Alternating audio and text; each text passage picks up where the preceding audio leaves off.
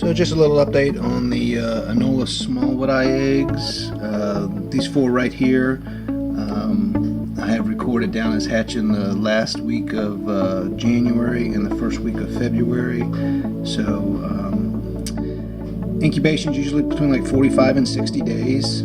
So I'm rapidly approaching the 45-day mark for these guys. And so just to show you, it's a pretty good size one right there. And this guy, I'd imagine these are going to be the first 2 to hatch. And in comparison, today being March the 12th, I'm about to knock my lid down.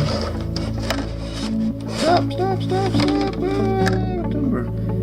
This egg right here was actually laid on the 10th. So here we have the 10th, and here we have the end of January, beginning of February. My notes are a little askew. I'm assuming this is probably an end of January, beginning of February. But just to show you the size difference, freshly hatched, going on about a month and a half right now. So let me go ahead and put this guy back where he belongs, in this container right here. And of course I'm letting all the heat out of my incubator. Let me try to set this thing back up. Stay up there now. And this is just a typical Hovobator. I talked about this before. There's the Vivarium Electronics thermostat set at 84 degrees. And I have the 3 latest eggs. Blue, stop. The 3 latest eggs in this container, and that is the Pangea incubation medium. And these are the 4 oldest eggs, and right now they're just in some moistened vermiculite. It's by weight vermiculite, and then an equal amount by weight of distilled water to make it nice and moist. So let me go put the lid on that. And then over here, here's 8 eggs that are kind of in the middle. These guys are all from about February the 9th through February the 27th when I collected them. So, and then I just got them marked, and my shoddy record keeping here, you can't really see that. Here's the ones in vermiculite. Here's container B that has the 8 eggs, container A that has the 3 eggs I just showed you. I did have some equestrious eggs, but they all went bad on me, so I do not believe they were fertile. So I got some exciting stuff coming up as far as what I'm going to do when these guys hatch to make sure everybody survives. I'm going to go put this lid down, get the heat back in this bad boy, and I just keep this thing in the living room. You use distilled water for the reservoir that was on the bottom, and my notes go on top. And there's the Vivarium Electronics temperature and humidity gauge. The temperature went down to 81, obviously, and still showing good humidity though. Flip this thing around real quick. I did have 4 Anole equestrious eggs, but they went bad. I think I'm repeating myself. What I plan on doing is getting some small enclosures, and I'm going to try to only keep 3, maybe 4 of the hatchlings together.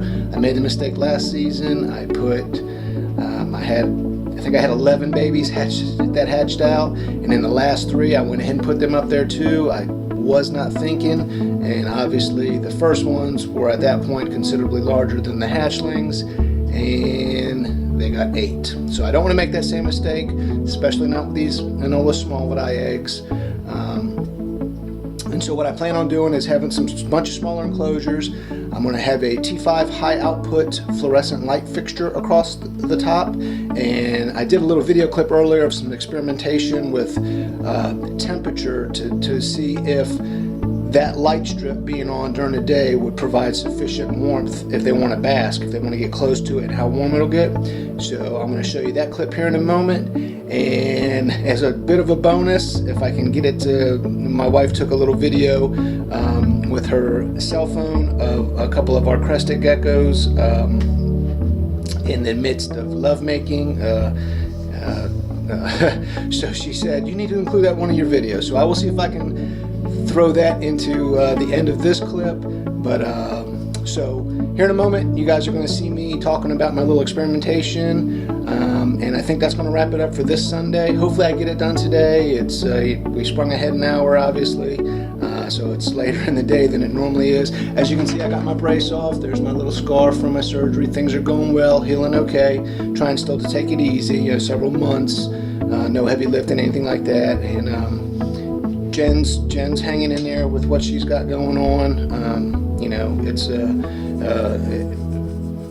going through what she's going through is tough, and so we still have some tough times, but we're going to get through it. So anyways, rapidly approaching 300 subscribers. Thank you for that. Thank you guys for watching. Please comment, like, subscribe, share, and until next time, hopefully I get this out on Sunday. If not, if I do, happy Sunday. If not, happy Monday. I'll definitely get it out tomorrow. But until next time, take care.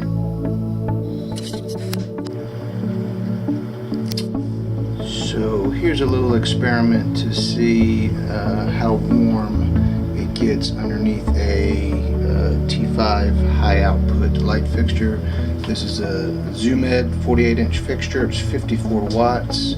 And so I have a temperature probe that is about 1.5 inches, maybe 1.75 inches, directly underneath the bulb. And it's been sitting there for about 25 minutes. And so it is showing about 88.5 degrees. And the reason I'm doing this is for if I get lucky enough to have a bunch of Anole hatchlings this season. I'm hoping just to use the T5 fixture similar to this one. Leave that on during the day because I'm going to have a bunch of small terrariums, so I can only have maybe 3 or 4 hatchlings per terrarium. And during the day they can get, you know, all of their UVB from this fixture as well as their basking spot. So if that's about 1.5 inches, if this thing is laying flat on top of the screen, which is what I envision doing, they can get closer and probably get up into the 90s. So what I'm going to do is I'm going to raise this all the way up here in a moment, and then we'll come back here and see what it looks like.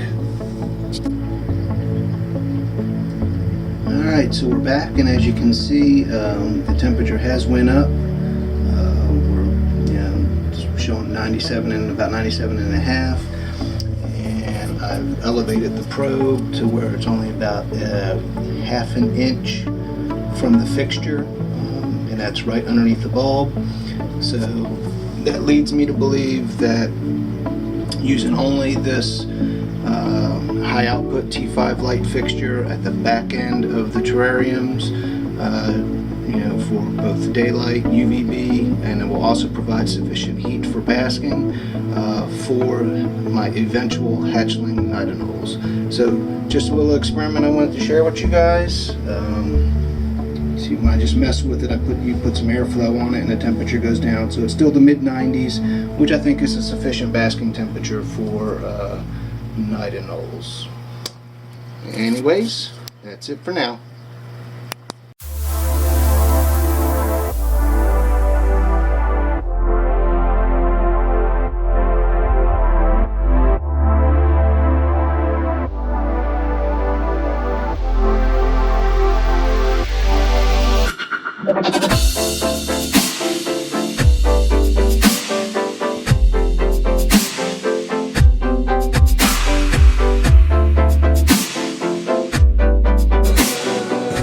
Holy shiitake mushrooms.